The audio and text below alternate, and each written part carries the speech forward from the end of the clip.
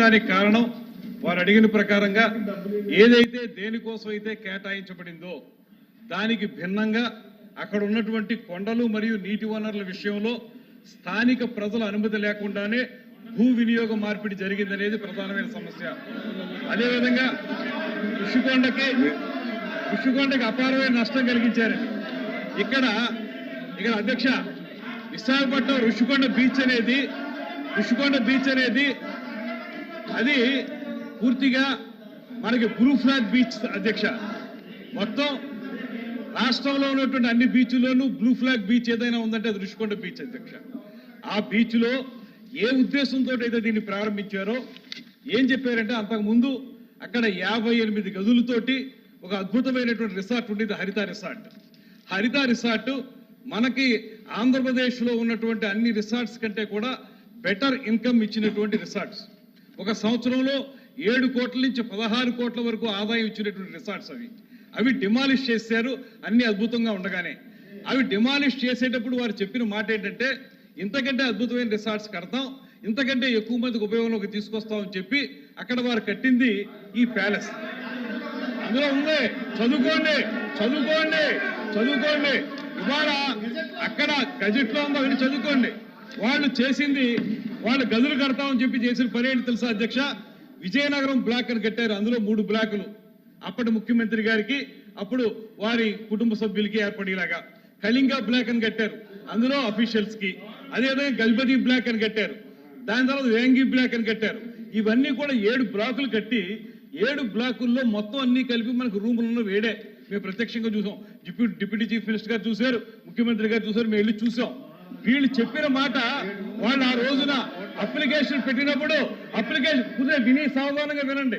ఇప్పుడు అప్లికేషన్ పెట్టినప్పుడు వాళ్ళు చెప్పిన మాట దీన్ని బెటర్ రిసార్ట్ గా చేస్తామని చెప్పి చివరిలో ఒక జీవో ఇచ్చారు అధ్యక్ష. ఆ జీవో ఇచ్చినప్పుడు దీన్ని ముఖ్యమంత్రి గారి యొక్క నివాసం కోసం జీవో నెంబర్ కూడా చెప్పాను. కమాన్ రండి తీసుకుందాం.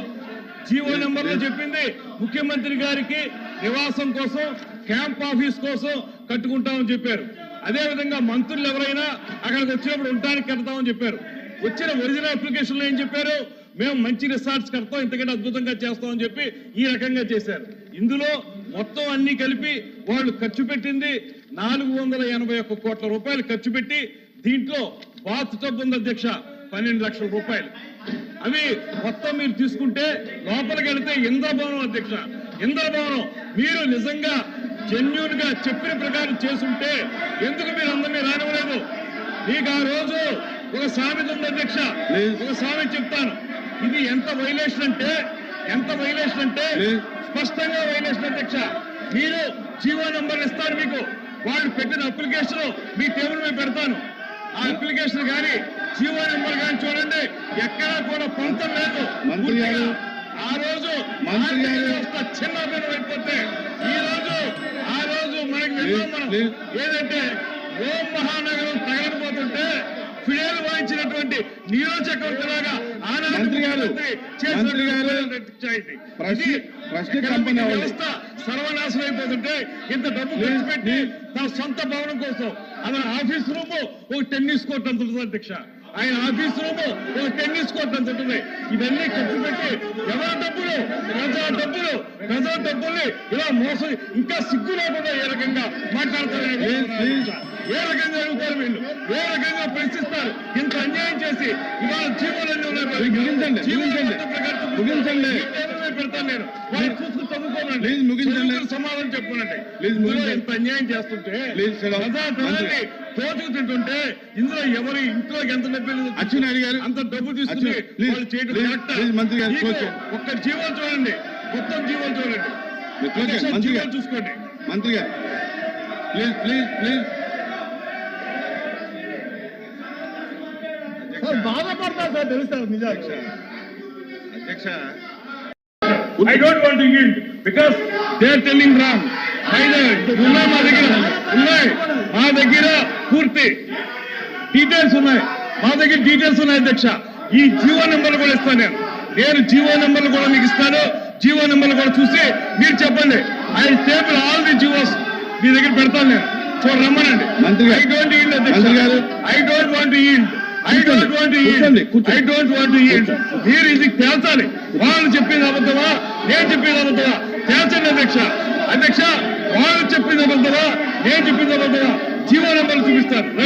రమ్మనండి, మంత్రి గారు రమ్మనండి, ఓపెన్ డిబేట్ కి రమ్మనండి. వాళ్ళకి దమ్ముంటే ఓపెన్ డిబేట్ కి రమ్మనండి. ప్లీజ్ మంత్రి గారు, మంత్రి గారు, మంత్రి గారు వినాలి, వినాలి, మంత్రి గారు వినాలి.